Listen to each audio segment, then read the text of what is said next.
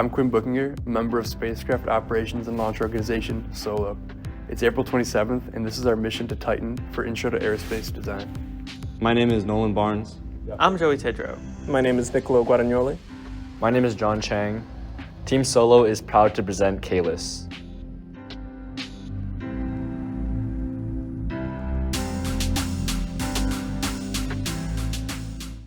We have several stakeholders for our mission throughout government, investors, and researchers, NASA being included in all three categories. In the government, we have the FAA, EPA, and NASA. Investors, we have the US government and Congress through NASA's budget. Partners, we have SpaceX giving us the Falcon Heavy launch vehicle, United Launch Alliance giving us the Centaur 5 upper stage, and NASA providing us a launch site and their deep space communication network. For researchers and scientists, we have NASA endorsed and also public researchers helping to provide a greater understanding to planets and moons in our solar system. Our mission has several requirements that our team has consolidated down into three major categories. Number one, the life cycle cost must be below Dragonfly's, which is now at $3.5 billion. The second one is that it must collect new data, whereas Cassini-Huygens focused on atmospheric data, we will put an emphasis on surface and subsurface conditions on Titan. Third, it must transmit data back to Earth through the orbital relay.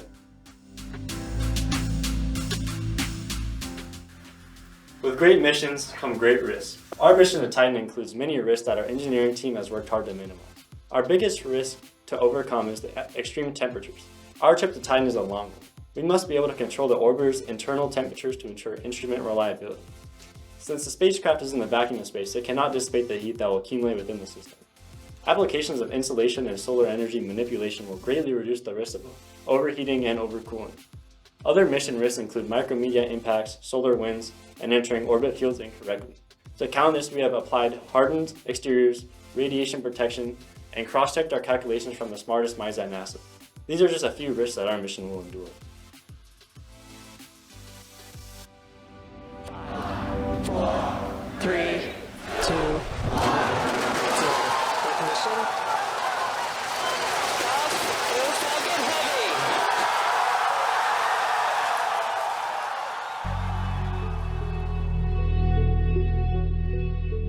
To design our orbiter, first our team needed to calculate the orbital transfers and maneuvers orbiter would need to do, as well as how much payload we could reasonably deliver to Titan orbit through various launch vehicles. We used Hohmann transfers and conical approximations to calculate the delta V required at each step. We calculated it would require approximately 21 kilometers per second delta V to reach a 1,000-kilometer orbit around Titan if we launched from Cape Canaveral, Florida. We chose Falcon Heavy for our launch vehicle as we wanted to be able to deliver a reasonably well-equipped and significant mission to Titan. Given the Falcon Heavy is capable of delivering 63,800 kilograms to LEO, it was well suited. Since we were going directly to Titan, we realized we would need a kick stage. We settled on the Centaur 5 for its incredible capabilities.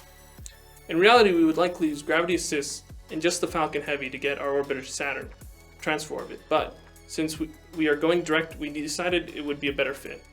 We then calculated how much delta V our kick stage would be able to generate. This got us to Saturn, and partway through our orbital injection burn. The rest our orbiter would be required to do.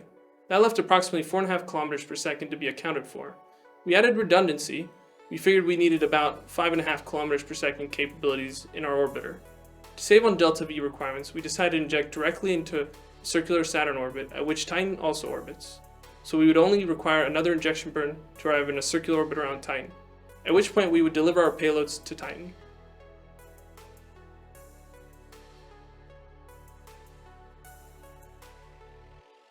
After knowing the maximum mass we could send to Tidrow, we looked at missions from the past like Cassini, presents like Juno and Perseverance, and future missions like Dragonfly to come up with ideas. After many concepts and designs, I present KLIS. With a 4-meter diameter high-gain antenna, it's designed to send large amounts of data back to Earth, and a smaller low-gain antenna to act as a backup and a relay from the probes in case the main antenna fails. We have dual independent radiators with redundant cooling loops. We have dual multi-mission radioscopic thermoelectric generators, MMRTGs, to power the spacecraft. We have extra fuel for orbital changes and raises if necessary. For sub, we have Voltris, which with a grade 5 titanium hull, it's estimated to go about 100 meters in the depth of Titan, the lakes, and has an MMRTG to power it. For lander, we have Vitris, the robotic arm and drill attachment. It's designed to study the surface of Titan more in depth than past missions. It is also powered by an MMRTG.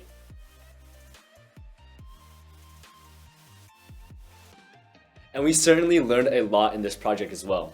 Notably, this is a semester-long project, and so we had a lot of difficulty properly planning timeline in the beginning of the semester. We found it a little bit difficult in the beginning to properly plan for the mission, as well as perform the right orbit calculations. In this semester, we finally learned that feasibility analysis is very important, and so we were able to combat this with a lot of design reviews, as well as perform the proper and thorough research through NASA and other space agency documents.